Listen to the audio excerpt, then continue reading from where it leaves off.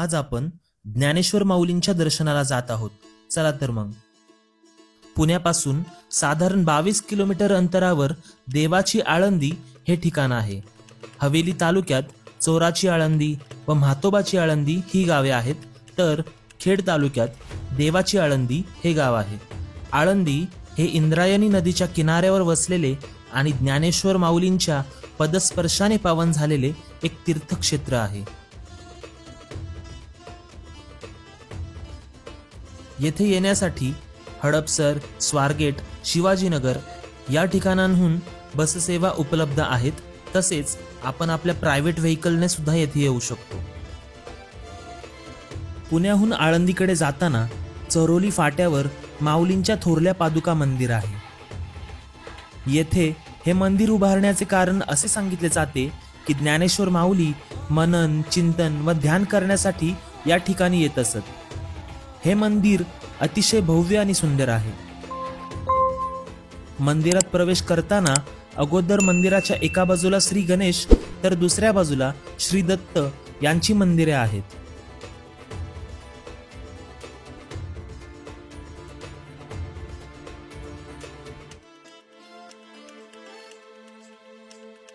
त्यानंतर आपण भव्य अशा माऊलींच्या मंदिरात प्रवेश करताच समोर भव्य व शांत अशी माऊलींची मूर्ती तर पाठीमागील बाजूस साक्षात विठ्ठल व रुक्मिणी माता आहेत. जणू हे दोघे माऊलींना वरद हस्त देत आहेत. आपण माऊलींच्या पायी नतमस्तक होऊन मंदिराबाहेर येताच समोर आपल्याला हनुमंताचे छोटेसे मंदिर दिसते.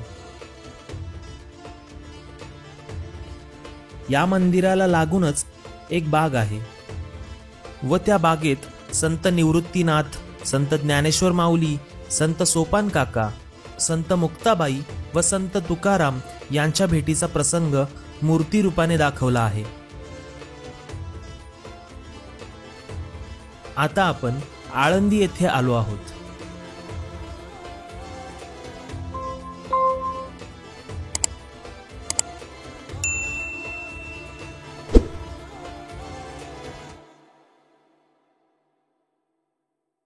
आता आपण श्री संत ज्ञानेश्वर महाराज संजीवन समाधी मंदिरात आलो आहोत. महाद्वारातून आत जाताना प्रथम आपण नामदेव पायरीचे दर्शन घेऊन आत प्रवेश करताच आपणास हा सुवर्ण पिंपळ दिसतो. ज्या सुवर्ण पिंपळाला माऊलींच्या आईने 1.25 लाख प्रदक्षिणा घालून आपल्या मुलांसाठी प्रार्थना केली होती.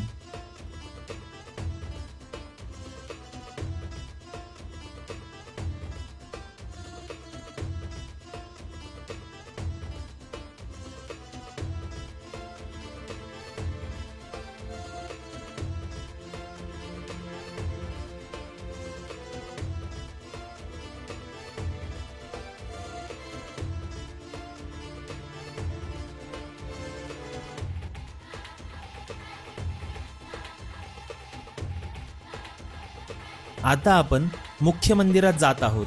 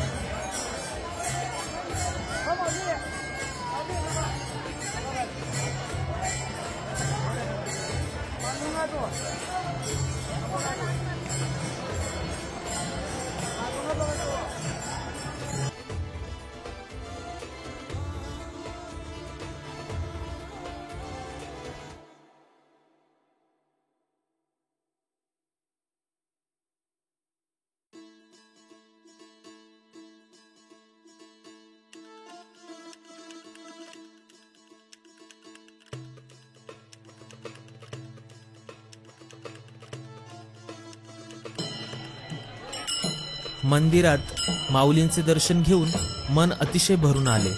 तेथून बाहेर पडताच अजान वृक्षाचे दर्शन झाले.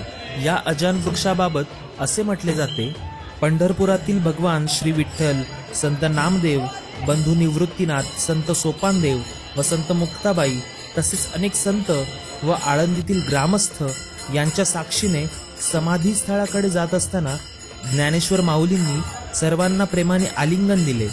मोठे बंधू निवृत्तीनाथ व श्री विठ्ठल यांचे दर्शन घेतले व आपल्या हातातील दंड समाधी स्थळाबाहेर रोवला व माऊलींनी आत प्रवेश केला.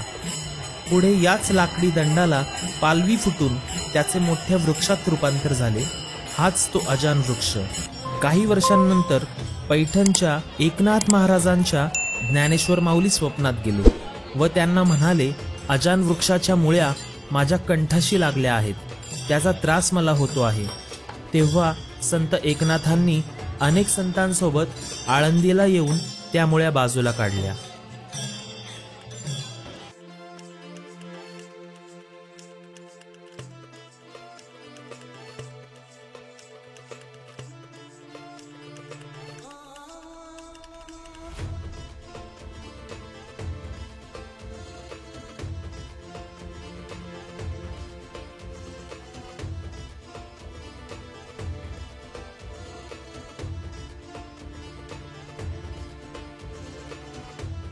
आपण इंद्रायणी काठावर आलो आहोत.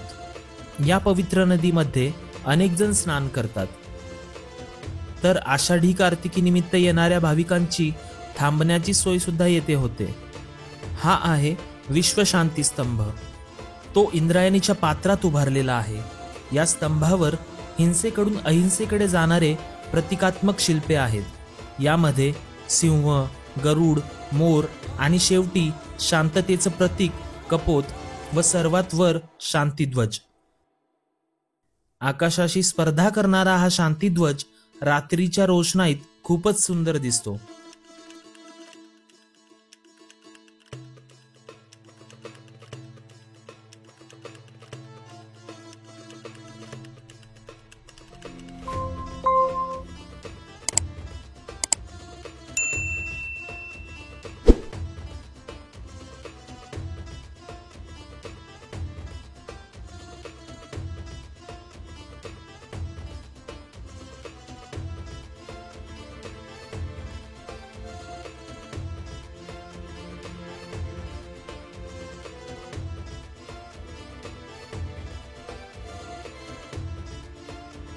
आता आपण ज्ञानेश्वर महाराजांनी चालवलेल्या भिंतीचे दर्शन घेणार आहोत.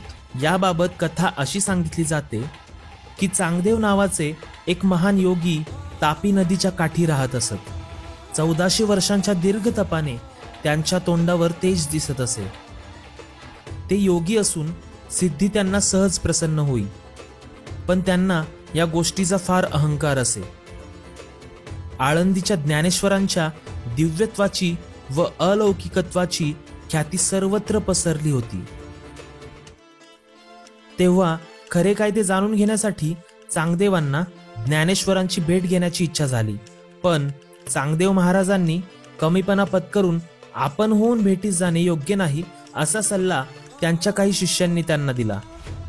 लगेच अहंकारी चांगदेव बिथरले. त्यांच्या मनात चलबिचल सुरू झाली. अखेरीस त्यांनी जाण्याचा बेत रद्द करून आधी पत्र पाठविण्याचे ठरवले. पत्राचा मायना लिहिताना त्यांनी प्रथम चिरंजीव लिहिले, पण त्यांच्या असे लक्षात आले की ज्ञानेश्वर तर कर्तृत्वाने आणि दिव्यत्वाने फार मोठे आहेत. तीर्थरूप लिहावे तर वयाने लहान आहेत. शेवटी चांगदेवांनी कोराच कागद ज्ञानदेवांकडे पाठवला. या कोऱ्या कागदाचे उत्तर निवृत्तीनाथांच्या सांगण्यावरून ज्ञानदेवांनी 65 ओव्यात लिहिले, म्हणून या ओव्यांना चांगदेव 65 असे म्हणतात. आपले ऐश्वर्य, आपली योग्यता, आपले सामर्थ्य याचा दिमाख दाखविण्याकरता चांगदेव महाराज वाघावर बसून एका हातात त्रिशूळ व दुसऱ्या हातात पिवळ्या धमक सापाचा चाबूक घेऊन सोबत 1400 शिष्यांचा तांडा घेऊन ज्ञानदेवांच्या भेटीस आले. आळंदी जवळ येताच चांगदेव महाराज आल्याची वार्ता ज्ञानदेवांना समजली. वेळ सकाळची होती. निवृत्तीनाथ, ज्ञानदेव, सोपानदेव व मुक्ताबाई ही चारही भावंडे ऊन खात बसली होती. चांगदेव मोठे योगी व तपस्वी असून ते आपल्या भेटीस येत आहेत हे कळताच आपणही काही अंतर त्यांना सामोरे गेले पाहिजे असे निवृत्तीनाथांनी सुचवले. पण जायचे कसे असा प्रश्न पडल्यावर ज्ञानदेवांनी भिंतीला चालायची आज्ञा केली. चालणारी दगड मातीची भिंत पाहून चांगदेव आश्चर्यचकित झाले आणि त्यांनी धावत येऊन ज्ञानेश्वर महाराजांचे पाय धरले.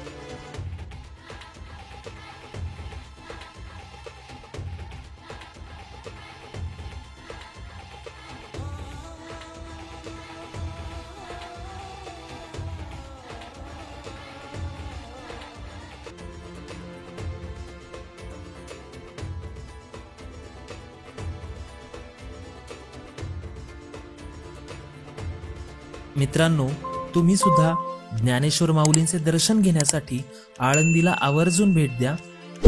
तुम्हाला हा व्हिडिओ कसा वाटला हे मला कमेंट्स करून नक्की कळवा. व्हिडिओ आवडला असेल तर लाईक करा आणि शेअर करा तुमच्या फ्रेंड्स आणि फॅमिली सोबत. तसेच चॅनल सबस्क्राईब करायला विसरू नका. भेटूया पुढील व्हिडिओमध्ये.